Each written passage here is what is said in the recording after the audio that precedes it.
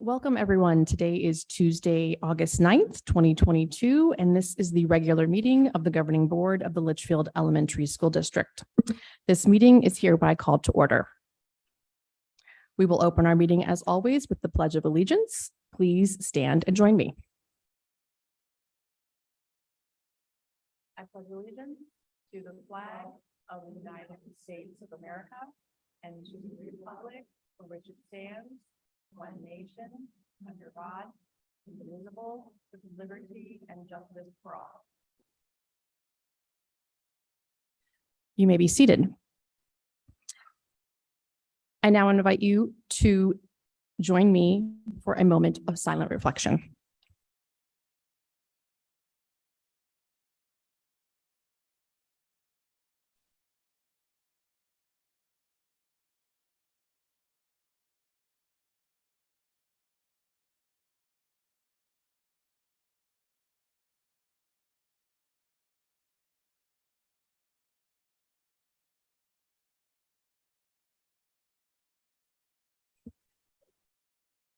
Thank you. Next on our agenda is item 3. 3A is the only item under number 3, which is recognitions and celebrations, which will be presented by Director Nuanez.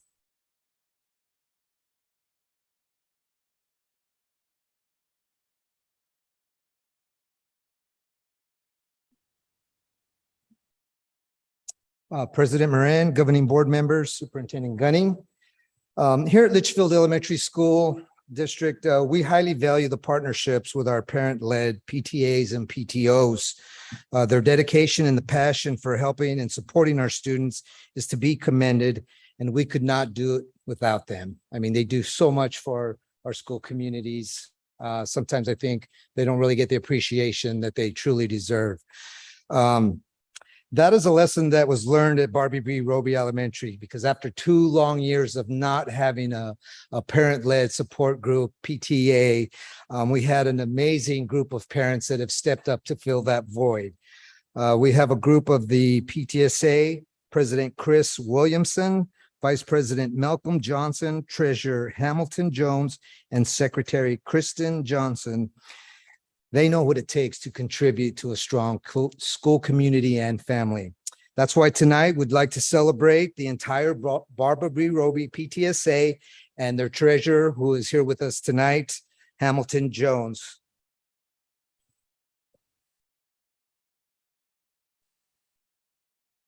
If we could take a quick photo with President Moran. And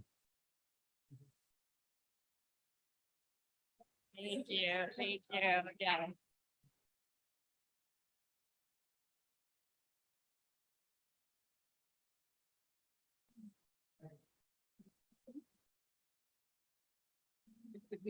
Well, I'm with the owner, so I don't have to move anything.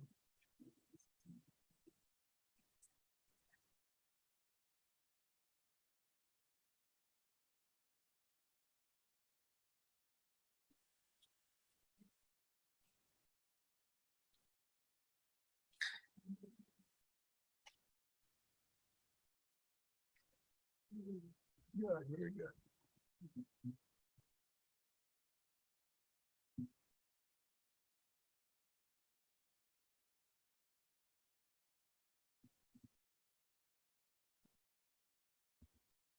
Thank you, Director Nuanez.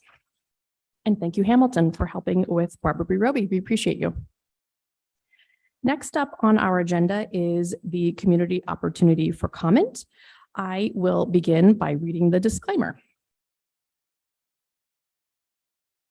Pursuant to ARS 38-431.01H, this agenda item provides an open call to the public, allowing individuals to address the governing board on any issue within jurisdiction of the board. Items not listed on the agenda may be brought to the governing board's attention under this section of the agenda. Due to the Arizona open meeting law, the governing board cannot discuss or take any action on items not listed on the agenda. Therefore, pursuant to ARS 38-431.01H, response to public comment will be limited to individual board members who may ask staff to study the matter, respond to any criticism, or ask that a matter be put on a future agenda for further consideration and decision at a later date. Please limit your comments to no more than 3 minutes, and no more than 30 minutes will be devoted to the public comment portion of the agenda. When you approach the podium, please state your name for the record. This evening, we have one public commenter, and that would be Mr. Mike Finnegan.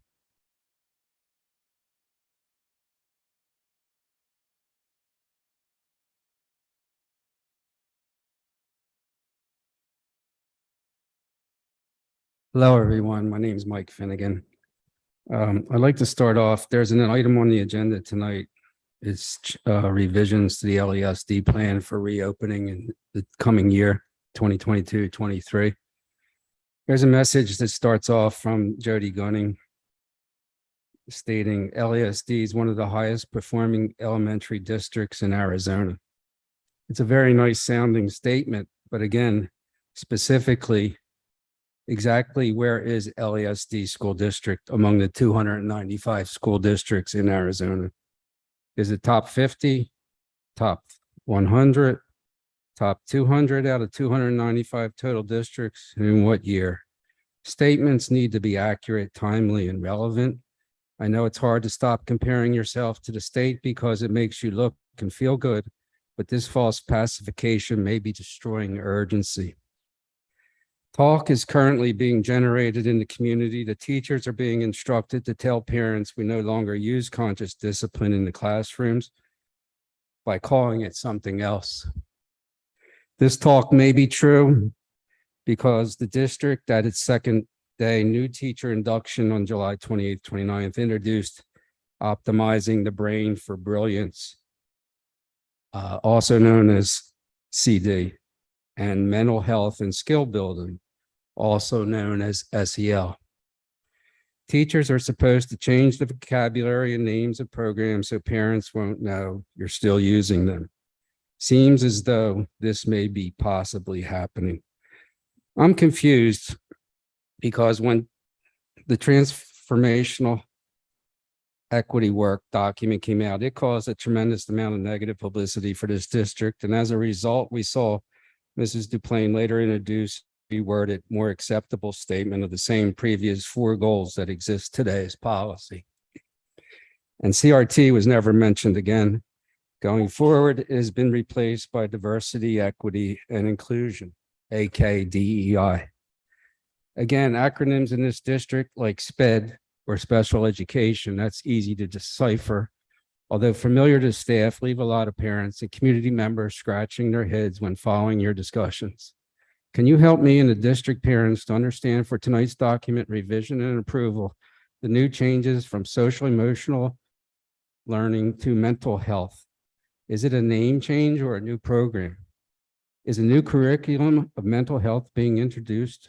Who's qualified to run the mental health system? Does the mental health system include human development and encompass gender identity, LGBTQ, and transgenderism? Please help me to understand. Thank you, Mr. Finnegan. This concludes our community opportunity for comment this evening. Next on our agenda is item 5A, which is the consent agenda. As always, I will ask our board members if they have any items they would like to pull from the consent agenda. Dr. Dowling? I don't have anything. Cool. Do you have any questions? Well, I will return to you if you do. You will return? Okay. I will return to you. Board Member Clymer, do you have any? No, I do not. Sorry, I didn't mean to cut you off. I don't have any questions or items to pull off. Board Member Zaidama? No questions, no items to pull off. Excellent. I also do not have any items to pull off, but I do have some items for comment or potential discussion. Dr. Dowling, would you like to start with any questions or discussion items that you might have?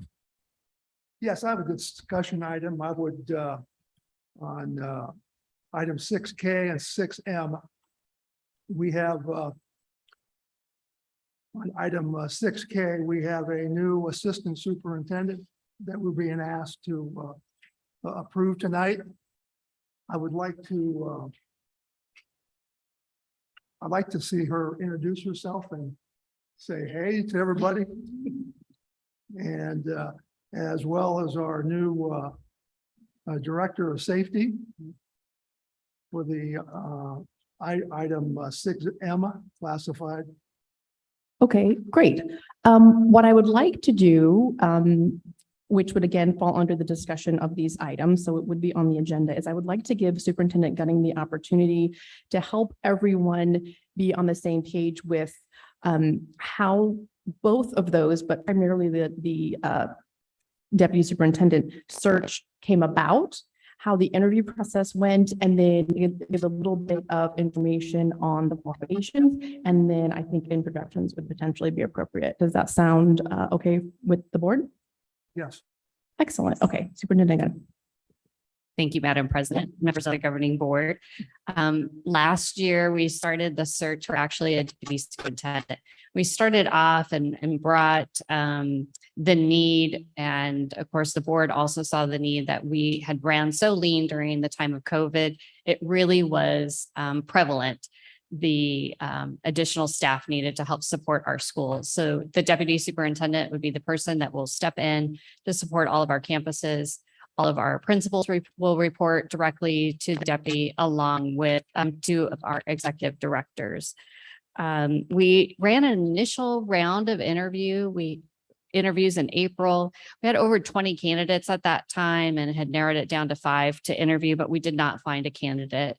So we continued the search. We actually had also hired a firm to begin searching nationally as well during the same time. Then we had another influx of candidates that came in during the summertime. So we did a second round of interviewing again. And at that time, we interviewed 4 candidates out of the applicants who applied.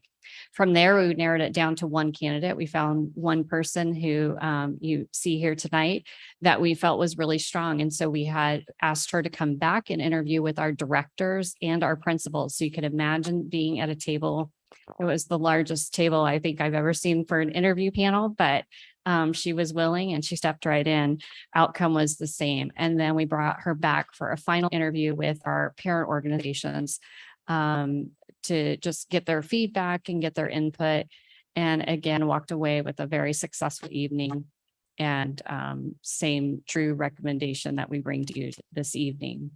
With our director of safety, we were very fortunate to have outstanding applicants put forth their applications. I can't remember exactly how many apps we had, but I think there were over 10, and we narrowed it down to, there about 5 to interview.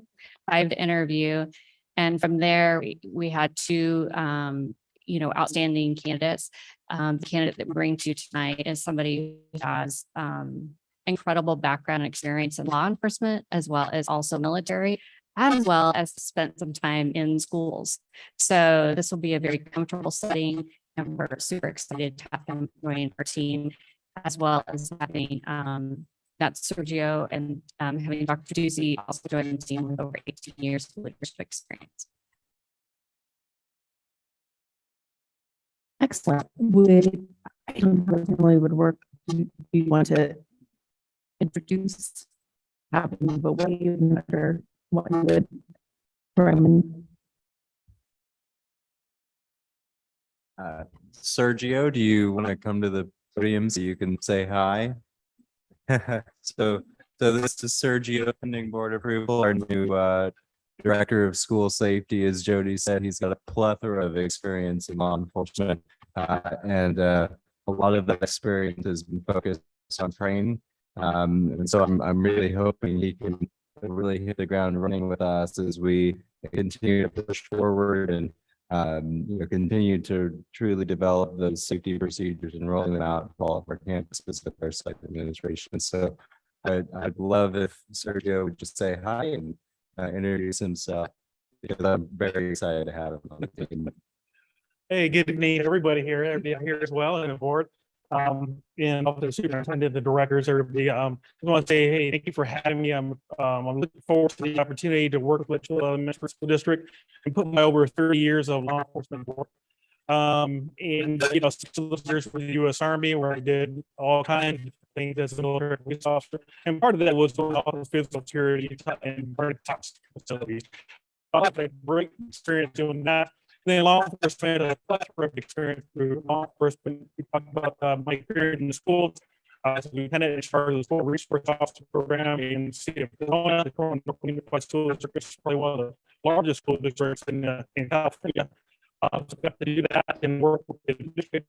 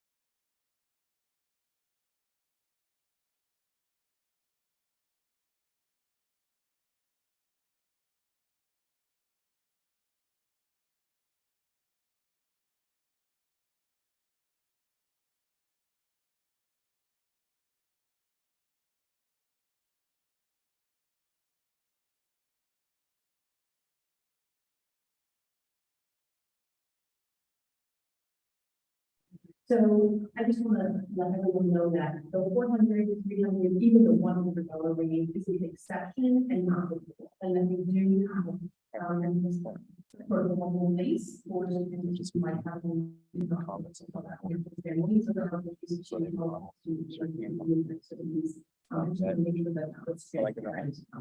go to those fees. I'm not sure. If there are no ones following the consent agenda, I will return your interest. Salary exceptions. Now, second. We're going to vote, all those in favor? Aye. Any motion carries. Next, on our agenda, item 7, which is the approval of the life for the opening. Yes, I'm sorry. We need to take a 2-minute break, please, and we will return to item 7. Thank you.